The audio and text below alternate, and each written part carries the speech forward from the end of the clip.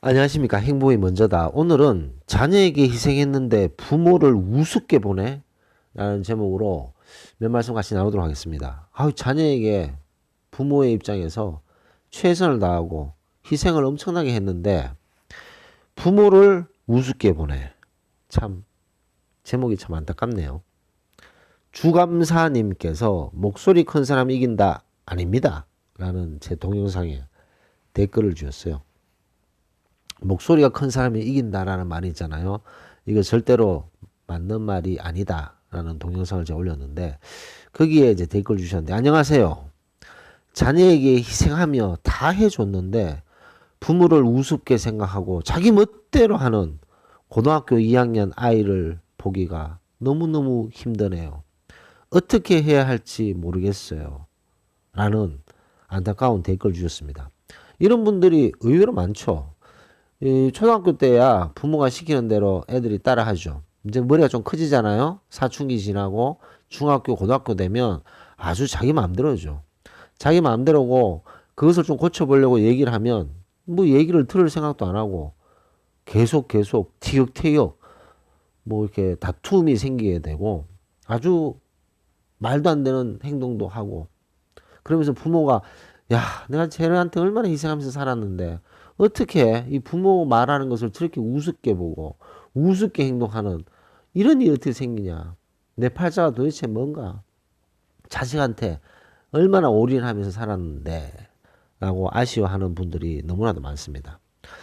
그 상황을 보면요. 뭐 비슷하죠. 예를 들어서 자식이 고등학교 2학년인데 공부를 안 하고 있어요. 그래서 야 공부 좀 해라. 공부해서 남 주냐. 왜 공부를 할 시간에 공부를 안 하냐. 그러면 자식들은 귀를 막아버려요. 그냥. 잔소리라고 생각하기 때문에.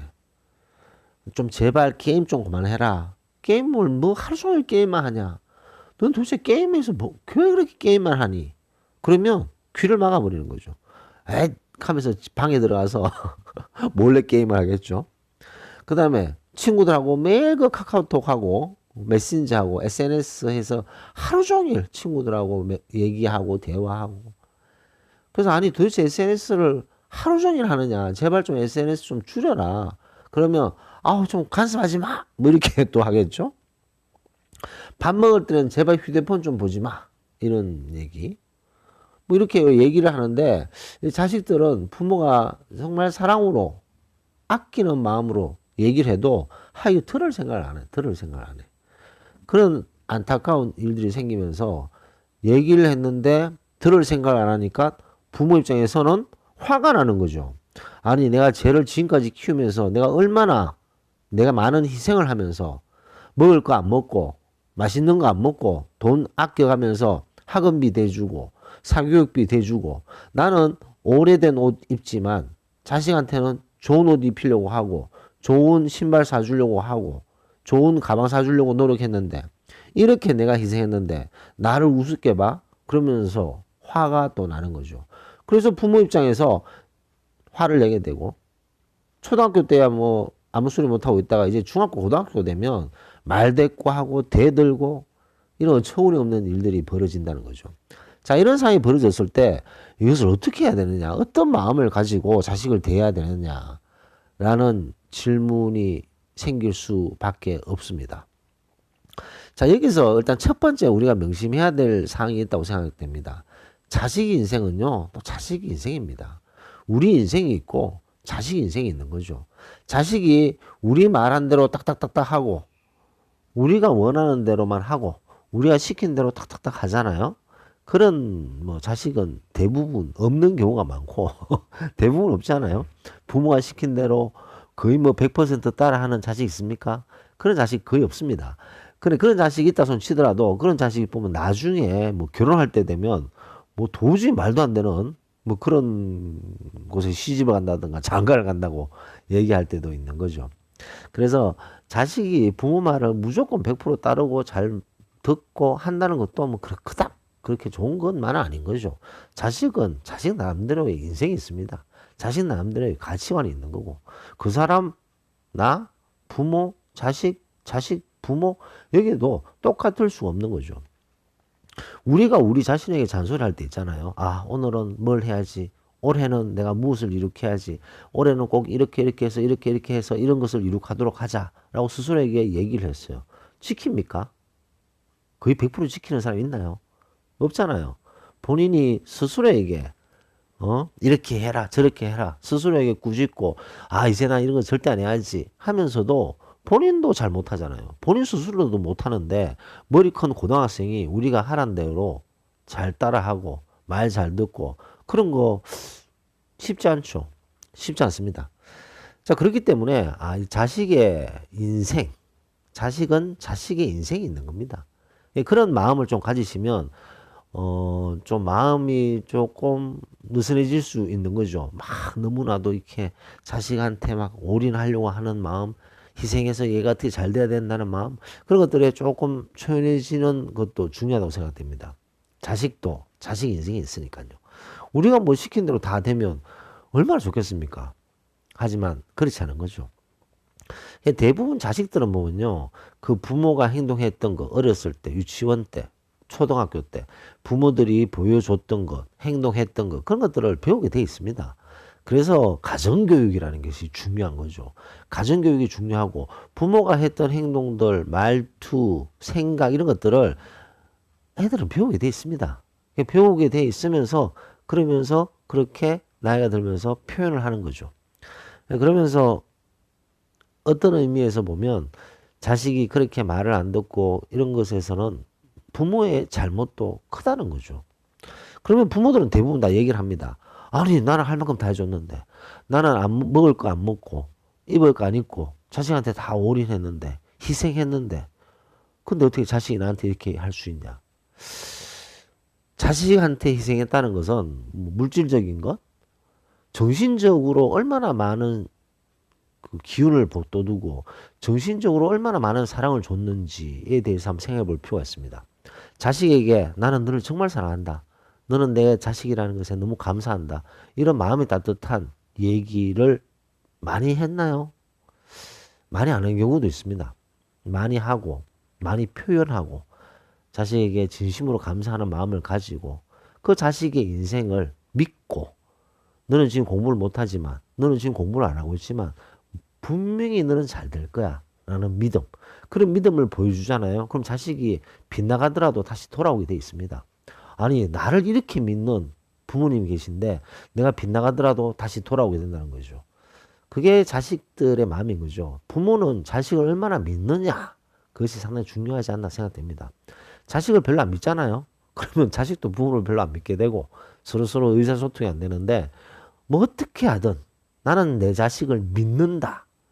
난 내 자식을 믿는다. 무엇을 믿느냐? 내 자식으로서 최선을 다하고 남을 배려하고 본인의 자존감을 높이면서 본인의 최선을 다하는 그런 자식으로 클 것을 믿는다. 그 사실을 믿는다. 라는 믿음을 보여주게 되면 자식은 조금씩 바뀌게 돼 있습니다. 그래서 자식의 운명은 자식 몫입니다. 부모가 그 몫까지 살 수도 없고 우리가 할 수 있는 것, 그 지금 주 감사님께서 할 수 있는 그 영향까지, 그까지 내가 마음의 상처를 깊게 받지 않고, 상처를 받으면요 서로 안 좋아요.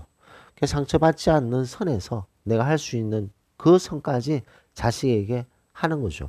그래서 자식이 바뀌어질 수도 있고 안 바뀌어질 수도 있고, 그건 자식의 자기 운명입니다. 우리 말한 대로 탁탁 바뀌면 얼마나 좋겠습니까? 최선을 다하는 거죠. 최선을 다하지만 뭐 내가 희생했다, 정말 내가 모든 것을 다 올인했다, 그런 마음을 가지지 않는 것이 중요합니다. 왜냐하면 부모도 자식에게 올인해서 만신창이가 되면 자식들이 싫어하죠. 부모도 우뚝 서 있고 부모도 자기 관리를 하고 부모도 자기 사랑을 하고 자기 존중하는 모습을 보여야지 자식도 자기 사랑을 하고 자기 존중을 하게 되는 거죠.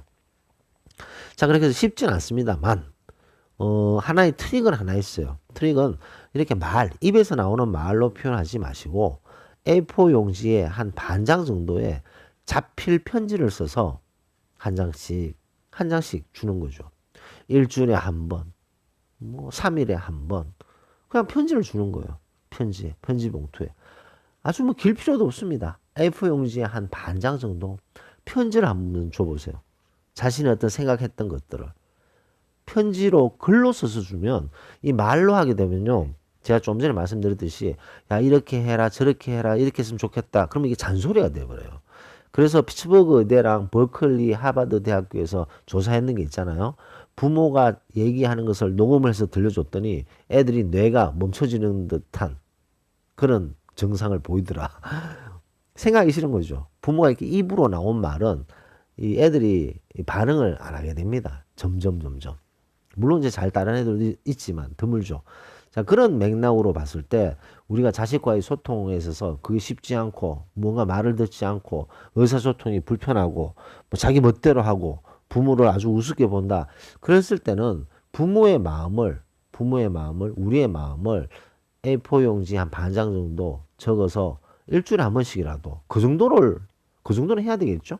그 정도로 해야지 그 사이가 나빠진 자식과 부모 사이에서 부모가 이것을 어떻게든 극복하려고 하는 노력을 보여야 되겠죠. 그런 노력을 보여야지 꽝꽝 얼어 있는 그 자식의 마음을 조금씩이라도 녹일 수 있지 않나 생각됩니다. 자, 결론적으로 말씀드려서 자녀에게 내가 올인하고 희생했는데 부모를 아주 우습게 보내 너무나도 내 인생에서 그걸 보고 안타깝다라고 생각하신다면 첫 번째 명심해야 될 부분은 자식은 자식 인생이 있습니다. 자식 인생이 있고 그 인생을 우리가 생각했던 대로 다 의도적으로 바꿀 수도 없는 거죠. 자식의 인생이 있기 때문에. 그러니까 자식은 자식의 인생이 있다라는 것을 먼저 받아들이셔야 되는 거죠. 두 번째, 자식이 어떻든 간에 내 자식은 부모가 믿음을 줘야 됩니다. 나는 너를 믿는다. 나는 네가 남을 배려하고 본인의 승승장구를 하기 위해서 노력하고 지금은 아니더라도 언젠가는 너의 활짝 피어난 꽃처럼 너의 자신을 훨훨 날는 그런 수준으로 갈 거라고 나는 믿는다. 라는 믿음을 줘야 되는 거죠. 그 다음에 의사소통에 있어서는 가장 좋은 것이 편지입니다. 편지. 반장 정도의 편지. 자식이 아무리 부모한테 대들고 버릇없이 하더라도요. 부모가 써줬는 편지는 나중에 보면 다 모아두고 있는 거죠. 그걸 찢는 자식 없습니다. 자식이 그래서 언젠가 또 편지를 쓰게 되고 부모님한테 그 부모가 그 자식 편지를 찢는 부모 없습니다. 고기 모으는 거죠. 그래서 편지의 파워, 내가 손수 썼는 글이 담겨져 있는 편지의 파워를 한번 트라이 해보시는 것이 어떨까? 한번 말씀 들어보았습니다. 오늘 녹음을 마치도록 하겠습니다. 감사합니다.